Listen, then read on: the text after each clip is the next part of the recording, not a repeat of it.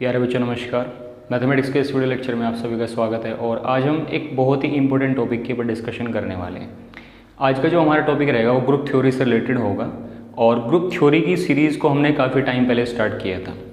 इस सीरीज़ के अंदर हमने सबसे पहले बाइनरी ऑपरेशन के बारे में पढ़ा, फिर हमने बाइनरी ऑपरेशन की प्रॉपर्टीज़ के बारे में पढ़ा, उसके बाद हमने अलजेब्रिक स्ट्रक्चर के बारे में समझा और उसके बारे में हमने ये डिस्कशन किया था कि किसी भी सेट को किसी ऑपरेशन के रिस्पेक्ट में ग्रुप बनने के लिए किन किन कंडीशन को सेटिस्फाई करना पड़ेगा। ठीक है, उसके बाद फिर हमने पढ़ा सब ग्रुप के बारे में, फिर हमने इंटरसेक्शन ऑफ टू सब ग्रुप के बारे में पढ़ा और उसके बाद हमने पढ़ा एडिशन मॉडुलो और एडिशन मॉडुलो के बाद जो हमारा टॉपिक आता है वो हमारा आता है मल्टीप्लिकेशन मॉडुलो। ठीक है, तो उसी सीक्वेंस में हम आगे बढ़ेंगे और उस सीक्वेंस में हम आगे बढ़े तो हमारा नया टॉपिक आज का रहेगा मल्टीप्लिकेशन मॉडुलो। सो ये जो मल्टीप्लिकेशन मॉडुलो है ये भी एक ऑपरेशन की तरह काम करता है। जैसे आपने लास्ट टॉपिक जो हमने लास्ट टॉपिक बनाया था एडिशन मॉडुलो के ऊपर, सो जो एडिशन मॉडुलो होता है वो भी एक तरह का बाइनरी ऑपरेशन ही होता है। ठीक है, आज हम जिस टॉपिक के ऊपर डिस्कशन करेंगे वो रहेगा मल्टीप्लिकेशन मॉडुलो और मल्टीप्लिकेशन मॉडुलो भी एक तरह का बाइनरी ऑपरेशन ही होता है। सो यहाँ पे हम मल्टीप्लिकेशन मॉडुलो होता क्या है, मल्टीप्लिकेशन मॉडुलो को नोटेशन देने का तरीका क्या होता है या इसकी स्टैंडर्ड नोटेशन क्या होती है, या फिर मल्टीप्लिकेशन मॉडुलो जिस वैल्यू को रिप्रेजेंट करेगा वो वैल्यू एक्चुअल में होती क्या है। ठीक है, तो कुछ इस तरह की चीज़ों के ऊपर हम डिस्कशन करेंगे और फिर लास्ट में हम मल्टीप्लिकेशन मॉडुलो के ऊपर जितनी भी इंपॉर्टेंट थ्योरम होंगी जो एग्जाम के पॉइंट ऑफ व्यू से इंपॉर्टेंट है फिर हम उनके ऊपर भी डिस्कशन करेंगे। तो यहाँ पे मैं स्टार्ट करने जा रहा हूँ मल्टीप्लिकेशन मॉडुलो। तो सबसे पहले मैं आपको बता दूँ कि मल्टीप्लिकेशन मॉडुलो को रिप्रेजेंट करने का तरीका क्या होता है। ठीक है, सो यहाँ पे अगर मैं बात करता हूँ मल्टीप्लिकेशन मॉडुलो की,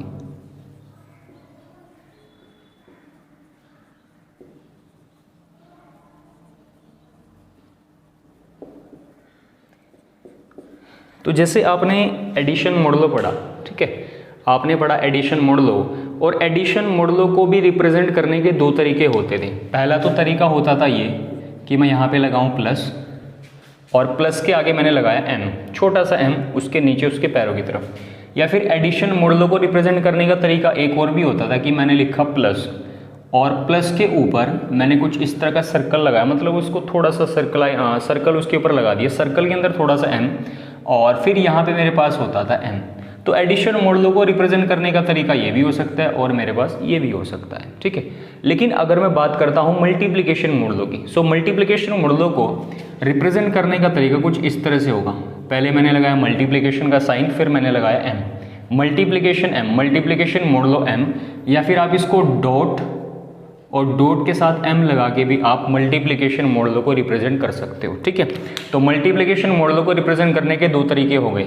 एक तो आप ऐसे लिख सकते हो उसको, यहाँ पे मल्टीप्लिकेशन फिर आपका मॉडुलो m, या फिर आप मल्टीप्लिकेशन की जगह लगा सकते हो डॉट, क्योंकि डॉट का मतलब होता है प्रोडक्ट और प्रोडक्ट का मतलब होता है मल्टीप्लिकेशन। तो मल्टीप्लिकेशन को भी रिप्रेजेंट करने के मेरे पास कितने तरीके होते हैं, मेरे पास होते हैं दो तरीके। ठीक है, अब मैं आपको बताऊंगा कि जो मल्टीप्लिकेशन मॉडुलो होता है वो एक्चुअल में किस वैल्यू को रिप्रेजेंट करता है। ठीक है, सो फॉर एग्जाम्पल मान लीजिए मैं इसको कुछ इस तरीके से लिखूंगा, मैंने यहाँ पे लिखा a, बीच में मैंने लगाया मल्टीप्लिकेशन और यहाँ पे आएगा मेरा मॉडुलो m और यहाँ पे मेरा आएगा b और यहाँ पे मेरा आएगा r। ठीक है, जैसे आपने एडिशन मॉडुलो को रिप्रेजेंट किया था वहाँ पे आप लिखते थे a, फिर आप लिखते थे addition modulo m b is equal to r, और यहाँ पे जो a और b होगा वो दोनों क्या होंगे, वो दोनों होंगे इंटीजर। मतलब कि जो मेरे पास a है, जो मेरे पास a है ये मेरे पास एक क्या होगा, ये भी मेरे पास इंटीजर होगा। इसी तरह जो b होगा वो भी मेरे पास एक इंटीजर होगा। अब ये जो a है एक इंटीजर है, इंटीजर का मतलब ये पॉजिटिव भी हो सकता है, ये नेगेटिव भी हो सकता है, या फिर ये जीरो भी हो सकता है। इसी तरह जो b होगा वो भी एक पॉजिटिव इंटीजर भी हो सकता है, नेगेटिव इंटीजर भी हो सकता है, या फिर वो जीरो भी हो सकता है। लेकिन ये जो मेरे पास m होता है, ये जो मेरे पास m होता है, m की वैल्यू कुछ भी हो सकती है, लेकिन जो m की वैल्यू होगी वो हमेशा एक नॉन नेगेटिव इंटीजर ही होती है। ठीक है, जो m की वैल्यू होती है वो हमेशा एक नॉन नेगेटिव इंटीजर होती है। तो ये चीज़ आपको ध्यान रखनी है और ये डिस्कशन हम एडिशन मॉडुलो के अंदर भी कर चुके हैं कि a और b तो दोनों इंटीजर होंगे, वो पॉजिटिव हो नेगेटिव हो उससे कोई फर्क नहीं पड़ता, लेकिन जो m की वैल्यू होती है वो हमेशा एक नॉन नेगेटिव इंटीजर ही रहेगी। ठीक है, मतलब कि m की वैल्यू हमेशा आपको प्लस में देखने को मिलेगी। ठीक है, नॉन नेगेटिव ये। और इसके बाद अब हम यहाँ पे जो हमारा मल्टीप्लिकेशन मॉडुलो है वो बेसिकली रिप्रेजेंट करता है आर को। अब ये आर क्या है, ये आर मेरे पास है रिमाइंडर, आर मेरे पास क्या है, आर मेरे पास है रिमाइंडर। रिमाइंडर को हिंदी में कहते हैं शेषफल। और ये रिमाइंडर मुझे कब मिला होगा, ये रिमाइंडर मुझे तब मिला होगा, ये रिमाइंडर मुझे तब मिला होगा जब when a multiplication b is divided by m। जब मुझे a और b के मल्टीप्लिकेशन को मैंने जब m से डिवाइड किया होगा, तो m से डिवाइड करने के बाद जो मुझे रिमाइंडर मिला होगा, जो मुझे शेषफल मिला होगा, तो एक्चुअल में r ये वो है। मतलब कि ये कहीं ना कहीं एडिशन मॉडलों से काफ़ी सिमिलर है देखने में, तो क्योंकि वहाँ पे भी आप कहते थे कि a addition modulo m b represent किसको करेगा, r को। r कौन होगा रिमाइंडर, कौन सा रिमाइंडर, जब आप a और b के सम को m से डिवाइड करोगे। बस यहाँ पे सम की जगह आ गया मल्टीप्लिकेशन। तो यहाँ पे a addition modulo m, b is equal to r, ये एक रिमाइंडर होगा। लेकिन ये रिमाइंडर कौन सा होगा, ये वो रिमाइंडर होगा जो a और b के मल्टीप्लिकेशन को, जब मैंने a और b के मल्टीप्लिकेशन को m से डिवाइड किया होगा, और a और b के मल्टीप्लिकेशन को m से डिवाइड करने के बाद जो मुझे रिमाइंडर मिला होगा, ये उस रिमाइंडर को रिप्रेजेंट करेगा। कौन, मल्टीप्लिकेशन मॉडलो m। और मल्टीप्लिकेशन मॉडलो m की वैल्यू कुछ भी हो सकती है, 1 2 3 4 5, एनी नॉन नेगेटिव इंटीजर हो सकती है। ठीक है, सो ये तो तरीका हुआ कि मल्टीप्लिकेशन मॉडल को रिप्रेजेंट करने का तरीका क्या होगा, उसको लिखा कैसे जाएगा, उसकी नोटेशन क्या होती है, उसकी स्टैंडर्ड नोटेशन क्या होती है, और मल्टीप्लिकेशन मॉडलों में a क्या होगा, b क्या होगा, m क्या होगा, m की वैल्यू क्या क्या हो सकती है। और मल्टीप्लिकेशन मॉडलो एक्चुअल में रिप्रेजेंट किसको करता है, r को रिप्रेजेंट करता है। r कौन होता है, रिमाइंडर। और वो रिमाइंडर मुझे कब मिला होगा, जब मैंने a और b के मल्टीप्लिकेशन को किससे डिवाइड किया होगा, मैंने इसको डिवाइड किया होगा m से। तो ये तो बेसिक कंसेप्ट हुआ कि इसका मल्टीप्लिकेशन मॉडल होगा। अब हम इसके ऊपर एक छोटी सी थ्योरम करेंगे, जो थ्योरम बहुत इंपॉर्टेंट है। और वो थ्योरम जो है कुछ हमें यहाँ पे, मैं आपको कम से कम 2-3 थ्योरम करवाऊंगा, क्योंकि 2-3 थ्योरम को करने से क्या होगा कि आपको मल्टीप्लिकेशन मॉडलो, जो मल्टीप्लिकेशन मॉडलो है, इसका कंसेप्ट आपको अच्छे से समझ में आ जाएगा। ठीक है, सो यहाँ पे मैं स्टार्ट करने वाला हूँ थ्योरम। और यहाँ पे मैं एक एग्जाम्पल लेके चलता हूँ। ठीक है, मान लीजिए मैंने क्या किया, मैंने यहाँ पे लिया let m is equal to 6। मान लीजिए मैंने मल्टीप्लिकेशन मॉडलो m की वैल्यू कितनी ले ली, 6 ले ली। मान लीजिए मैंने मल्टीप्लिकेशन मॉडलो m की वैल्यू कितनी ले ली, 6 ले ली।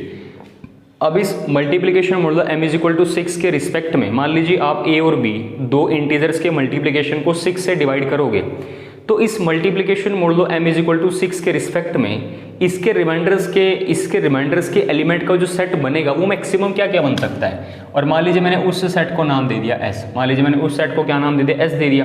तो जब आप दो इंटीजर के प्रोडक्ट को 6 से डिवाइड करोगे, तो मैक्सिमम जो रिमाइंडर्स मिलने की पॉसिबिलिटी हो सकती है वो क्या हो सकती है, एक तो वो हो सकती है 0, या फिर हो सकती है 1, या फिर हो सकती है 2, या फिर हो सकती है 3, या फिर हो सकती है 4, और या फिर हो सकती है 5। ठीक है, जैसे हमने सेट बनाया था रिमाइंडर्स के एलिमेंट का एडिशन मॉडलो के अंदर, इसी तरह मैं यहाँ पे अगर मेरे पास multiplication modulo m is equal to 6 है, तो उसके रिस्पेक्ट में उसके रिमाइंडर्स के एलिमेंट का जो सेट बनेगा वो मैक्सिमम क्या बन सकता है, 0 बन सकता है, 1 बनेगा, 2 बनेगा, 3 बनेगा, 4 बनेगा, 5 बनेगा।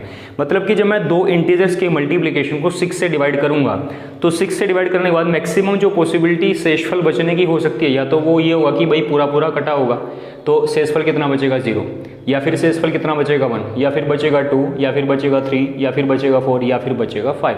6 तो नहीं बचेगा, क्योंकि 6 बचेगा, फिर 6 1 जा 6 करके वापस आपका रिमाइंडर कितना मिलेगा 0। ठीक है, मतलब कि आपके पास multiplication modulo m is equal to 6 के रिस्पेक्ट में मैक्सिमम जो उसके रिमाइंडर के एलिमेंट्स का जो सेट बन सकता है वो 0 से लेकर कहाँ तक बनेगा, 5 तक बनेगा।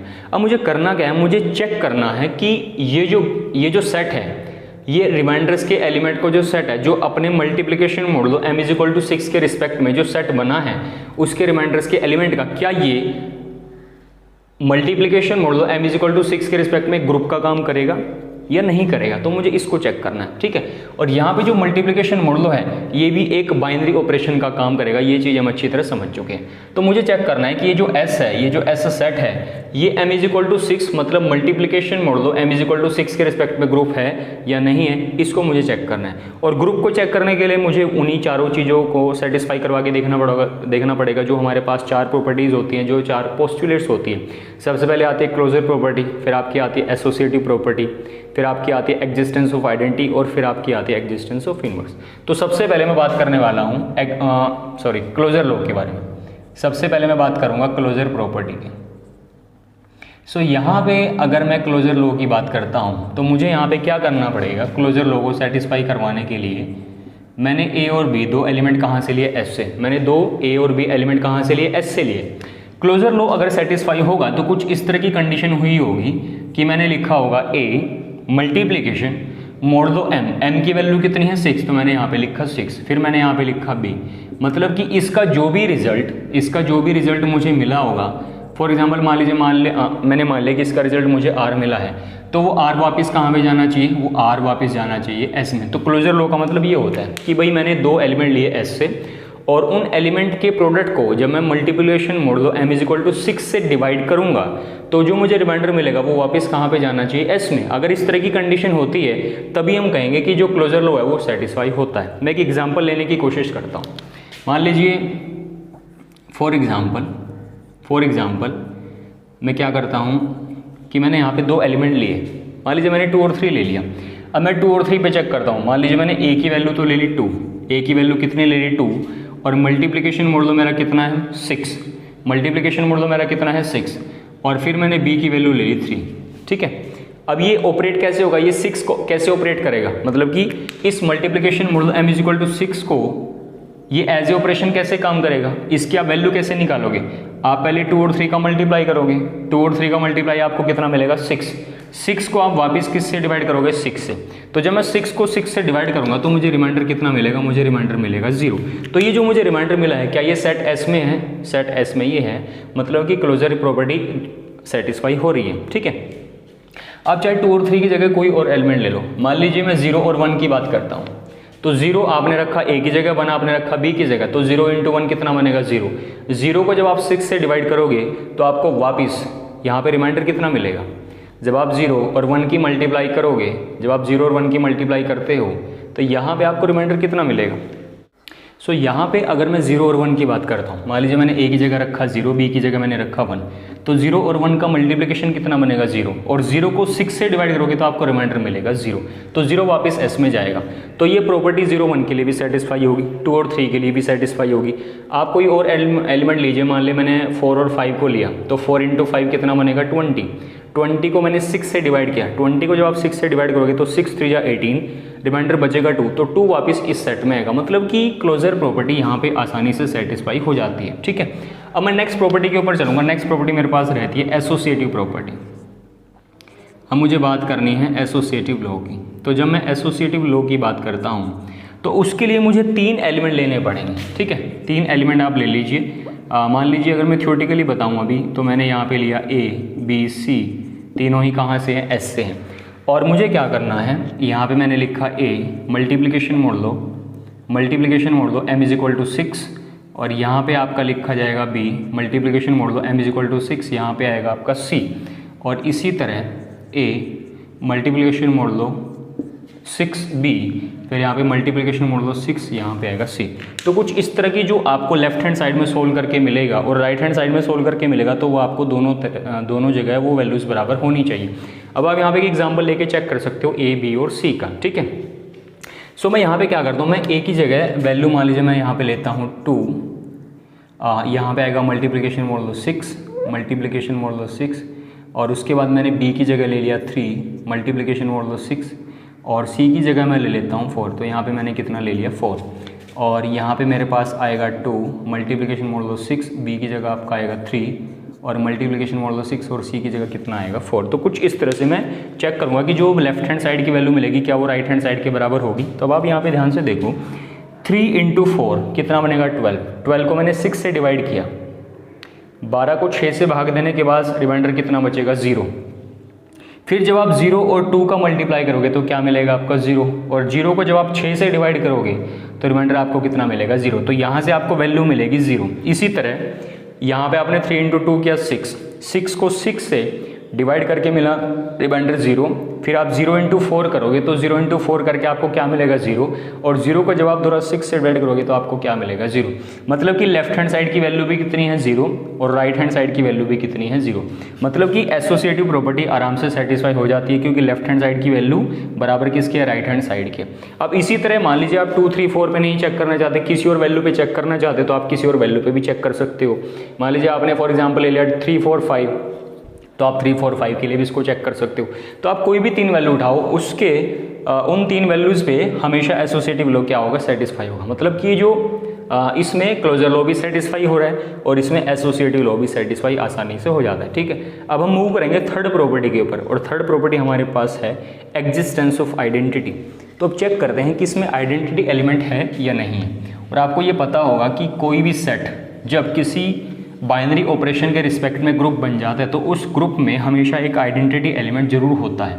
मतलब कि उस ग्रुप का आइडेंटिटी एलिमेंट यूनिक होता है। ठीक है, अब ये जो आपके पास सेट, जिस सेट को आप चेक कर रहे हो वो आप with respect to multiplication check कर रहे हो, और आपको पता है कि मल्टीप्लिकेटिव आइडेंटिटी कितनी होती है, मल्टीप्लिकेटिव आइडेंटिटी हमेशा 1 होती है और एडिटिव आइडेंटिटी हमेशा होती है 0। ठीक है, तो इसमें आइडेंटिटी एलिमेंट तो वैसे आराम से एग्जिस्ट करेगा, लेकिन फिर भी हम चेक कर लेते हैं एग्जिस्टेंस ऑफ आइडेंटिटी कि इसके अंदर जो आइडेंटिटी एलिमेंट है वो है या नहीं है।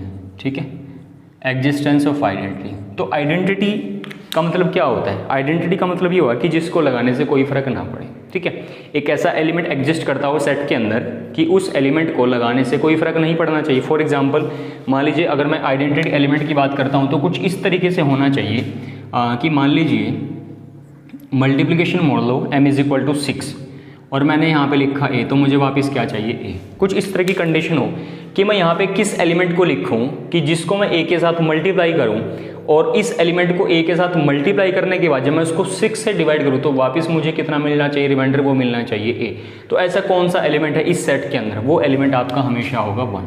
ठीक है, क्योंकि मान लीजिए अगर मैं a की 1 से मल्टीप्लाई करूँगा और a को जब मैं 6 से डिवाइड करूँगा तो वापस मुझे क्या मिलेगा, a मिलेगा।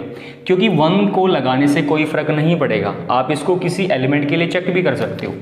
मान लीजिए आप इसको चेक करते हो किसी भी एलिमेंट के लिए, मान लीजिए मैं चेक करता हूँ मल्टीप्लिकेशन मोड लो 6, मान लीजिए मैंने यहाँ पे लिखा 3।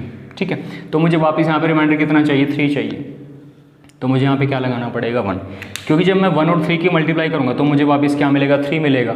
और 3 को जब मैं 6 से डिवाइड करूँगा तो मुझे रिमाइंडर कितना मिलेगा, वो मुझे मिलेगा 3। आप इसको चाहे 2 के लिए चेक करो, चाहे आप 3 के लिए चेक करो, चाहे 4 के लिए चेक करो, चाहे 5 के लिए चेक करो, या फिर आप चेक करो 0 के लिए, आपको हमेशा आइडेंटिटी एलिमेंट कितना मिलेगा, वो 1 ही मिलेगा। तो मतलब कि इस सेट के अंदर आइडेंटिटी एलिमेंट है वो कितना है, 1 है।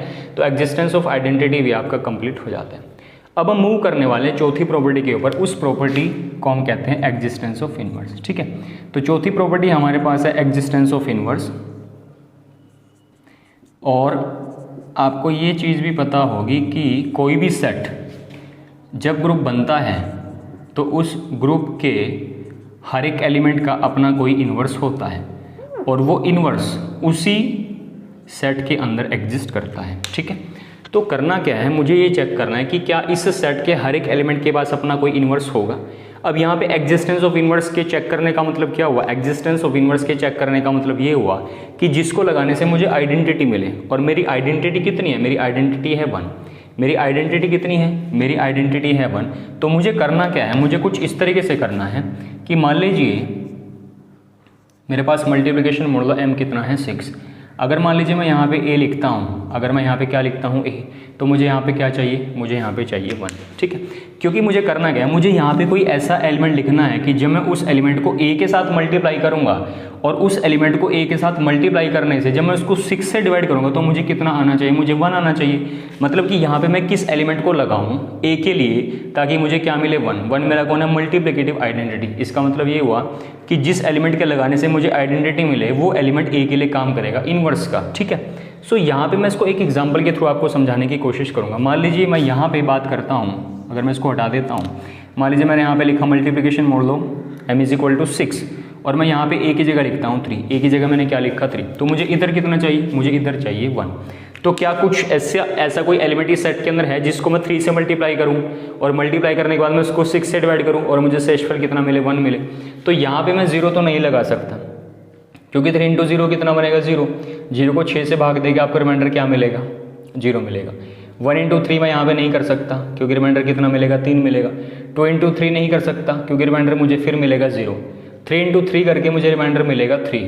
4 इंटू 3 करके देखो, जब आपने 4 इंटू 3 किया तो 4 इंटू 3 जब आपने यहाँ पे किया 4 इंटू 3 आपके पास कितना बनेगा 12। 12 को जब मैंने 6 से डिवाइड किया तो मुझे रिमाइंडर वापस कितना मिलेगा, मुझे रिमाइंडर यहाँ पे मिलेगा 0।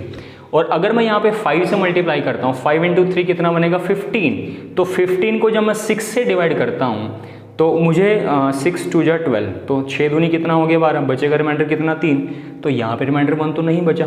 इसका मतलब तो ये हुआ कि 3 के लिए कोई इन्वर्स इस सेट में एग्जिस्ट करता ही नहीं, क्योंकि यहाँ पे कोई ऐसा एलिमेंट नहीं है इस सेट के अंदर कि जिसको मैं यहाँ पे लिखूँ और उसको 3 से मल्टीप्लाई करने के बाद जब मैं 6 से डिवाइड करूँगा मुझे शेषफल कितना मिलना चाहिए 1 मिलना चाहिए। ना तो मैं यहाँ पे 0 को लगा सकता, 3 इंटू 0 कितना बनेगा 0, ना मैं यहाँ पे 1 लगा सकता, ना मैं यहाँ पे 2 लगा सकता, ना मैं यहाँ पे 3 लगा सकता, ना मैं यहाँ पे 4 लगा सकता, ना मैं यहाँ पे 5 लगा सकता, क्योंकि 15 को 6 से डिवाइड करोगे 6 2 जा 12 और रिमाइंडर कितना बचेगा 3 बचेगा। मतलब कि 3 के लिए कोई इन्वर्स एग्जिस्ट करता ही नहीं इस सेट के अंदर। चलो मान लीजिए आप 3 को छोड़ो, 3 को छोड़ दीजिए, मैं यहाँ पे बात करता हूँ 5 की। 5 के रिस्पेक्ट में चेक करो तो यहाँ पे मुझे कौन सा एलिमेंट लगाना चाहिए 5 के लिए। अगर मैं 5 के यहाँ पे लिखूँगा 4, 5 इंटू 4 कितना बनेगा 20, 20 को 6 से भाग दो, 6 3 18, शेषफल बचेगा 2, नहीं बनेगा। 3 लिख के देखो, 5 3 15, 15 को 6 से भाग दो, शेषफल बचेगा 3, वो भी नहीं बनेगा। यहाँ पे मैंने 2 लिखा, 5 दूनी 10, 10 को 6 से भाग दो, 6 कम 6 कितना बचेगा 4, वो भी नहीं बनेगा। 1 लिख के देखो, 5 गुना 1 कितना बनेगा 5, 5 को 6 से भाग दोगे रिमाइंडर कितना बचेगा 5, वो भी इसमें नहीं है। रिमाइंडर मुझे कितना चाहिए, मुझे रिमाइंडर चाहिए 1। अगर मैं 0 को लिखता हूँ 0 पे भी बात नहीं बनेगी। मतलब कि इस सेट के अंदर 5 एक ऐसा एलिमेंट है जिसका भी इन्वर्स इसमें एग्जिस्ट नहीं करता। मतलब कि यहाँ पे आप किसी भी एलिमेंट को उठा के देखो, किसी भी एलिमेंट का इन्वर्स आपको इस सेट के अंदर नहीं मिलेगा। किस ऑपरेशन के रिस्पेक्ट में, with respect to multiplication modulo m = 6। इसका मतलब ये हुआ कि यहाँ पे एग्जिस्टेंस ऑफ इन्वर्स सेटिस्फाई नहीं होता है। इस सेट के पास, इस सेट के अंदर किसी भी एलिमेंट के पास अपना कोई इन्वर्स एलिमेंट नहीं है। और अगर यहाँ पे एग्जिस्टेंस ऑफ इन्वर्स सेटिस्फाई नहीं होगा, इसका मतलब ये जो सेट था, कौन सा सेट, s = 0 1 2 3 4 5, जो अपने मल्टीप्लिकेशन मॉडल m = 6 के रिस्पेक्ट में रिमाइंडर्स के एलिमेंट का जो सेट बना था वो एक ग्रुप नहीं बनेगा, क्योंकि ग्रुप बनने के लिए चारों कंडीशंस को सेटिस्फाई करना होता है। ठीक है, तो यहाँ पे 3 प्रॉपर्टी तो सेटिस्फाई हो जाती है। मतलब कि यहाँ पे क्लोजर भी सेटिस्फाई हो जाता है और आपका एसोसिएटिव भी सेटिस्फाई हो जाएगा, आपका आइडेंटिटी भी बन जाएगा, लेकिन आपका एग्जिस्टेंस ऑफ इन्वर्स यहाँ पे सेटिस्फाई नहीं होता। तो जो s होगा वो with respect to multiplication m = 6 के रिस्पेक्ट में कोई ग्रुप नहीं बनेगा। ठीक है, तो आप यहाँ पे लिखोगे so s is not a group with respect to multiplication modulo m = 6। ठीक है, आप कुछ यहाँ पे इस तरह से लिखोगे, सो जो आपका s बनेगा, s is not a group. ठीक है, ऐसे जो है आपके पास कोई ग्रुप नहीं बनेगा। तो ये आप कुछ इस तरीके से यहाँ पे काम करोगे, जो आपका s होगा सेट वो ग्रुप नहीं बनेगा। ठीक है, ना बच्चों में एक अनदर थ्योरम के ऊपर मूव करने वाला हूँ, जो थ्योरम हमारे लिए बहुत इंपॉर्टेंट है। वहाँ पे मैं क्या करने वाला हूँ, वहाँ पे मैं मल्टीप्लिकेशन मॉडल m की वैल्यू कोई प्राइम नंबर लेने वाला हूँ। ठीक है, और मैं यहाँ पे एक सेट बनाऊँगा, मैं ये चेक करूँगा कि ये जो सेट होगा वो अपने मल्टीप्लिकेशन मॉडल जिसको हम प्राइम नंबर लेके चलेंगे उसके रिस्पेक्ट में कोई ग्रुप बनेगा या नहीं बनेगा। फॉर एग्जाम्पल मान लीजिए मैंने यहाँ पे कोई p लिया है prime number, let p is a prime number. ठीक है, और मैं यहाँ पे एक सेट बनाता हूँ, मान लीजिए मैंने सेट बनाया a, तो इस सेट के अंदर कुछ एलिमेंट इस तरीके से होंगे 1 2 3 4, और यहाँ पे आपका जाएगा p-1 तक। ठीक है, ये आपका जाएगा p-1 तक, कुछ इस तरह से। और वैसे तो जनरली यहाँ पे मान लीजिए अगर मैं p ले लेता हूँ 5, ठीक है, p को मैंने ले लिया 5 मेरे पास क्या है प्राइम नंबर, तो जो मेरे पास एक सेट बनेगा, ये जो मेरे पास सेट बनेगा ये मैक्सिमम 1 2 3 4 तक ही बनेगा, क्योंकि अगर ये जाएगा p-1 तक तो मैंने p की वैल्यू कितनी ली 5, तो 5 में से आप 1 माइनस करोगे तो आपके पास कितना बचेगा 4। तो मुझे प्रूव क्या करना है कि ये जो मेरे पास सेट है, जिस सेट के अंदर एलिमेंट 1, 2, 3, 4 है, ये जो सेट है ये अपने मल्टीप्लिकेशन मॉडल 5 के रिस्पेक्ट में एक एबिलियन ग्रुप होगा। ठीक है, अब ग्रुप क्या होता है, ग्रुप के लिए तो आपको सिर्फ 4 प्रॉपर्टी को देखना होता है, लेकिन एबिलियन ग्रुप का मतलब क्या होता है कि जब कोई भी ग्रुप, ये आप सीख चुके हो पुरानी क्लासेस में, जब कोई भी ग्रुप किसी बाइनरी ऑपरेशन के रिस्पेक्ट में 5 प्रॉपर्टी को सेटिस्फाई करे, और वो एक्स्ट्रा प्रॉपर्टी कौन सी होती है, वो होती है कम्यूटेटिव प्रॉपर्टी। तो ये जो मेरे पास सेट एस है जिसके अंदर 1, 2, 3, 4 4 एलिमेंट हैं, ये जो सेट एस है ये इस मॉडलो p = 5 के रिस्पेक्ट में क्या होगा, एक एबिलियन ग्रुप होगा। ठीक है, तो हमें चेक करना है कि एबिलियन ग्रुप है या नहीं है। तो सबसे पहली जो प्रॉपर्टी जब मैं इसको चेक करूँगा मुझे यहाँ पे मिलेगी क्लोजर लो। ठीक है, तो सबसे पहली प्रॉपर्टी मेरे पास आती है क्लोजर लो। क्लोजर लो के लिए कुछ आपको ऐसा करना पड़ेगा कि जो a और b है, दो आपको एलिमेंट निकालने पड़ेंगे सेट से, और जब मैं a और b के ऊपर मल्टीप्लिकेशन मोड लो 5 को ऑपरेट करूँगा तो मुझे जो रिजल्ट मिलेगा वो वापस किस में जाना चाहिए, वो वापस जाना चाहिए एस में। तो इस तरह से मेरी क्लोजर लो सेटिस्फाई होगा। अब मैं यहाँ पे a और b की वैल्यू को सिलेक्ट करने की कोशिश करता हूँ। मान लीजिए मैंने a की वैल्यू ले ली 2, a की वैल्यू मान लीजिए मैंने कितने ले ली 2, और b की वैल्यू मैंने ले ली 3। तो 2 और 3 के ऊपर मुझे मल्टीप्लिकेशन मोड लो 5 को ऑपरेट करना है। तो 2 और 3 का मल्टीप्लाई कीजिए 6 को 5 से डिवाइड करो। 6 को 5 से जब मैंने डिवाइड किया तो मुझे वापस कितना मिला 1। तो 1 इस सेट के अंदर रहेगा। ठीक है, यहाँ पे क्या होगा कि यहाँ पे मुझे रिमाइंडर कभी भी 0 नहीं मिलेगा। 0 क्यों नहीं मिलेगा, क्योंकि जब मैं इस सेट के किन्हीं दो एलिमेंट को आपस में मल्टीप्लाई करूँगा तो जब आप इस सेट के किन्हीं भी दो एलिमेंट को आपस में मल्टीप्लाई करोगे तो उन सेट को मल्टीप्लाई करने पे जो मुझे वैल्यू मिलेगी वो कभी 5 का मल्टीपल नहीं बन पाएगी, और 5 का मल्टीपल नहीं बन पाएगी तो आपको जो शेषफल होगा वो कभी 0 भी नहीं मिलेगा। तो इसके अंदर 0 एलिमेंट नहीं आएगा। मान लीजिए मैंने 1 और 2 को मल्टीप्लाई किया तो मुझे क्या मिला 2 को 5 से डिवाइड करके आपको क्या मिलेगा 2 इसमें रहेगा। मान लीजिए मैंने 1 और 3 को मल्टीप्लाई किया, 1 × 3 कितना बनेगा 3, तब भी आपको शेषफल कितना मिलेगा 3 मिलेगा। 1 × 4 करके शेषफल कितना मिलेगा आपको, 5 से भाग देने के बाद 4 मिलेगा। तो मतलब कि आप इस सेट की किन्हीं भी दो वैल्यू को मल्टीप्लाई करो और जब आप उसको 5 से डिवाइड करोगे तो आपको शेषफल हमेशा 0 नहीं मिलेगा। ठीक है, तो यहाँ पे जो भी आपको रिजल्ट मिलेगा दो वैल्यू के मल्टीप्लिकेशन पे, जब आप दो वैल्यू के मल्टीप्लिकेशन को 5 से डिवाइड करोगे तो आपको हमेशा एक ऐसा एलिमेंट मिलेगा जो इस सेट के अंदर होगा। ठीक है, तो मतलब कि मेरी यहाँ पे क्लोजर प्रॉपर्टी आसानी से सेटिस्फाई हो जाएगी। नाउ अब मैं मूव करने वाला हूँ सेकंड प्रॉपर्टी के ऊपर। ठीक है, सेकंड प्रॉपर्टी के ऊपर मूव करूँगा, और सेकंड प्रॉपर्टी जो मेरे पास आती है वो मेरे पास आती है एसोसिएटिव प्रॉपर्टी। एसोसिएटिव प्रॉपर्टी के लिए मुझे कोई 3 एलिमेंट लेने पड़ेंगे। तो यहाँ पे अगर मैं 3 एलिमेंट लेता हूँ, मान लीजिए मैंने 3 एलिमेंट लिए A B C, वो तीनों ही S से बिलोंग करते हैं, और associative property A multiplication modulo 5, यहाँ पे मैंने लिखा B multiplication modulo 5 C is equal to A multiplication modulo 5 B, फिर मल्टीप्लिकेशन मोड लो यहाँ पे आएगा C। तो लेफ्ट हैंड साइड की जो वैल्यू मिलेगी वो मुझे बराबर मिलनी चाहिए राइट हैंड साइड की, तो उस तरीके से आपका फिर एसोसिएटिव लॉ सेटिस्फाई होगा।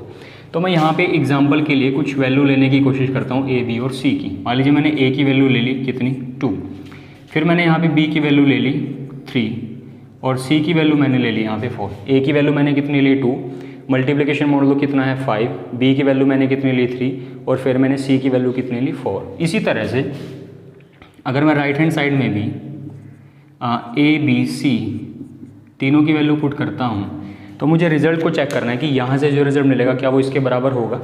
अब आप यहाँ पे 4 × 3 करोगे, 4 × 3 आपको कितना मिलेगा 12 को जब आप 5 से डिवाइड करोगे तो आपको रिमाइंडर कितना मिलेगा 2। फिर आप जब 2 को 2 से मल्टीप्लाई करोगे आपको मिलेगा 4, और 4 को जब आप 5 से डिवाइड करोगे तो आपको वापस रिमाइंडर कितना मिलेगा, वो मुझे मिलेगा 4। ठीक है, अब यहाँ पे चेक करो 3 × 2 कितना मिलेगा 6 को 5 से डिवाइड करो 1 मिलेगा, फिर आप 1 को 4 से मल्टीप्लाई करो 4 मिलेगा, 4 को 5 से डिवाइड करोगे तो आपको क्या मिलेगा, यहाँ पे आपको मिलेगा 4। मतलब कि लेफ्ट हैंड साइड की वैल्यू भी 4 है और राइट हैंड साइड की वैल्यू भी मेरे पास कितनी है, उसकी वैल्यू भी मेरे पास है 4। तो मेरे पास जो एसोसिएटिव लॉ है वो मेरे पास आसानी से सेटिस्फाई हो जाएगा। तो यहाँ पे हम क्लोजर लॉ को सेटिस्फाई कर चुके हैं, यहाँ पे हम एसोसिएटिव लॉ को सेटिस्फाई कर चुके हैं। अब हम चेक करेंगे एग्जिस्टेंस ऑफ आइडेंटिटी को। तो जो एग्जिस्टेंस ऑफ आइडेंटिटी होगा वो तो आप इसमें आसानी से चेक कर सकते हो कि आपके पास यहाँ पे जो आइडेंटिटी एलिमेंट है वो कौन है, क्योंकि अगर आप एडिशन में बात करो विद रिस्पेक्ट टू एडिशन तो उसमें तो जो आपका आइडेंटिटी एलिमेंट है वो हमेशा 0 होता है, और मल्टीप्लिकेटिव आइडेंटिटी जो हमेशा होती है वो आपकी कौन होती है 1। फिर भी हम इसको चेक करेंगे कि इसमें एग्जिस्टेंस ऑफ आइडेंटिटी,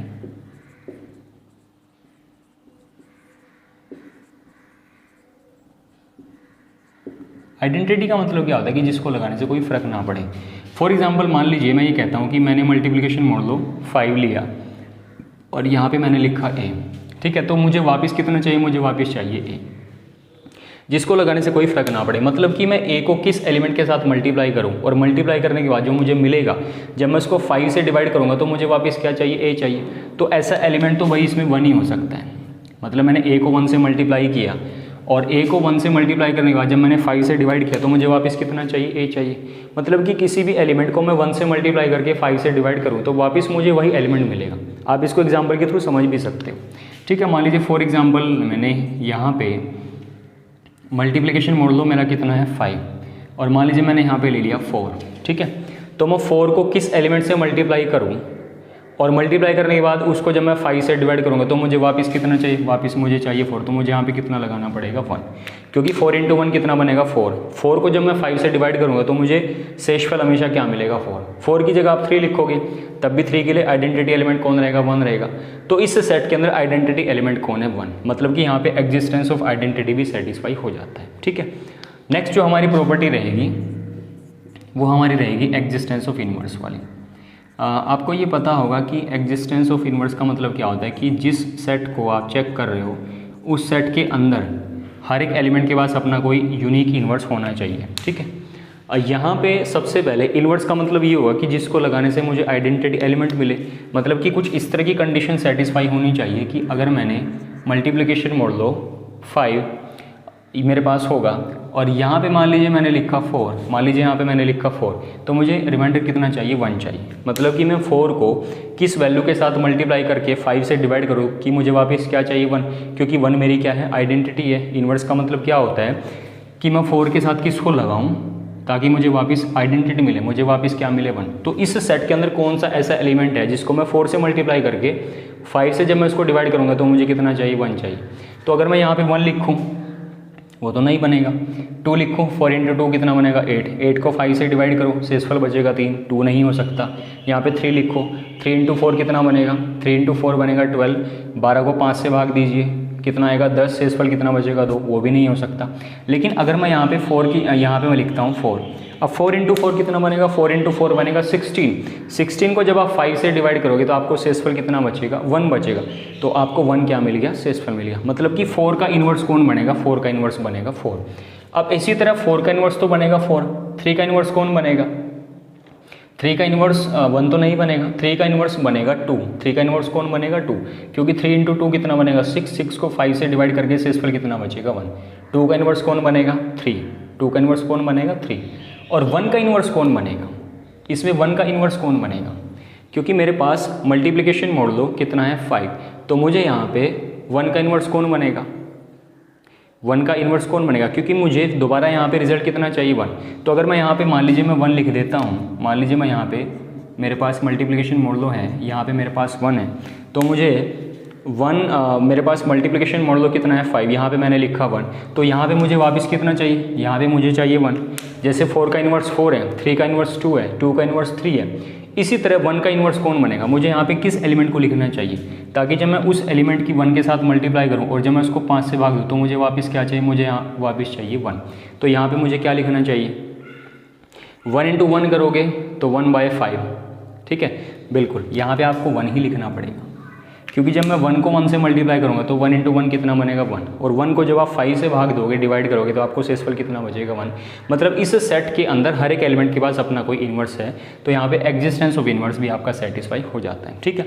अब इसने 4 प्रॉपर्टी को सेटिस्फाई तो कर दिया, इसने क्लोजर लॉ को सेटिस्फाई किया, इसने एसोसिएटिव को सेटिस्फाई किया, इसने एग्जिस्टेंस ऑफ आइडेंटिटी को सेटिस्फाई किया, इसने एग्जिस्टेंस ऑफ इन्वर्स को भी सेटिस्फाई किया।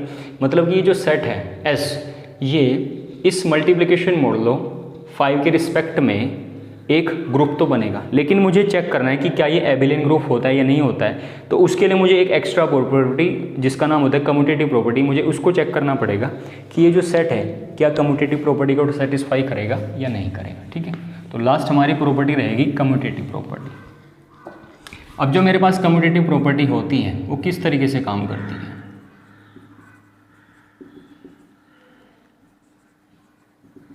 कम्यूटेटिव लॉ के लिए मुझे क्या करना पड़ेगा, मुझे यहाँ पे ए और बी 2 एलिमेंट लेने पड़ेंगे, और यहाँ पे मैंने लिखा A multiplication modulo 5, B is equal to A multiplication modulo 5, B is equal to और यहाँ पे मैंने लिखा b मल्टीप्लिकेशन मोडुलो a, ठीक है। मतलब कि लेफ्ट हैंड साइड की जो वैल्यू निकलती है और राइट हैंड साइड की वैल्यू जो निकलती है वो बराबर आनी चाहिए। मतलब मैंने a और b की पोजीशन को इंटरचेंज किया, बस इसमें यही करना होता है। अब आप इसमें कोई भी एग्जांपल लेके देख लीजिए। मान लीजिए मैंने a की जगह लिखा 2, मल्टीप्लिकेशन मोडुलो कितना है 5, और b मेरे पास कितना है 3, इधर मैंने लिखा 3 मल्टीप्लिकेशन मोडुलो 5, और a की वैल्यू यहाँ पे कितनी है 2। तो 2 × 3 कितना बनेगा 6, 6 को 5 से डिवाइड करोगे आपको रिमाइंडर कितना मिलेगा 1। इसी तरह 3 × 2 कितना बनेगा 6, 6 को 5 से डिवाइड करोगे तो आपको रिमाइंडर कितना मिलेगा 1, ठीक है। मतलब कि इसने कम्यूटेटिव लॉ को भी सेटिस्फाई कर दिया। और आप इस सेट के कोई दो एलिमेंट को भी चेक कर सकते हो। मान लीजिए आप 2 और 3 की जगह आप 3 और 4 को चेक करो, आप 1 और 2 को चेक करो, आप 1 3 को चेक करो, आप 1 4 को चेक करो, या आप 2 3 या फिर 2 4 या फिर आप 1 4 को, किसी भी दो एलिमेंट को चेक कर लो तो हमेशा आपका कम्यूटेटिव लॉ सेटिस्फाई होगा। मतलब कि ये जो सेट है, मैंने पी लिया था कोई प्राइम नंबर, मतलब कि मैंने मल्टीप्लिकेशन मोडुलो की वैल्यू ली थी कोई प्राइम नंबर, ठीक है। प्राइम नंबर मैंने कितना लिया था 5, तो यहाँ पे मैंने एक सेट बनाया 1, 2, 3, 4। ये जो सेट होता है इस मल्टीप्लिकेशन मोडुलो 5 के रिस्पेक्ट में या किसी भी प्राइम नंबर के रिस्पेक्ट में हमेशा एक एबिलियन ग्रुप बनेगा। मतलब कि इस सेट ने मल्टीप्लिकेशन मोडुलो जिसको मैंने लिया था 5, उसके रिस्पेक्ट में उसने पांचों कंडीशन को सेटिस्फाई किया।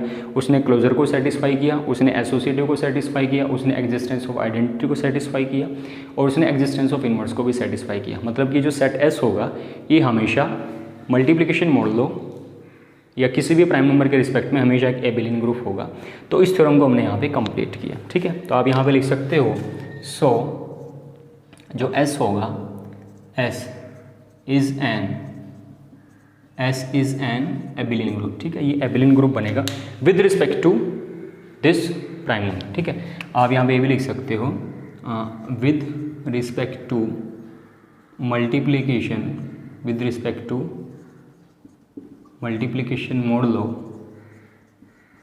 5, ठीक है, with respect to multiplication modulo 5। तो यहाँ पे हमने इस थ्योरम को कंप्लीट किया। तो मल्टीप्लिकेशन मोडुलो से रिलेटेड जितने भी क्वेश्चन आपकी बुक में दे रखे हैं उन क्वेश्चंस को आप ज़्यादा से ज़्यादा प्रैक्टिस करने की कोशिश करें। और नेक्स्ट वीडियो में हम कुछ और नई चीज़ लेके आपके सामने हाजिर होंगे। तब तक के लिए I wish you good luck. Thank you very much and thank you so much for watching this video.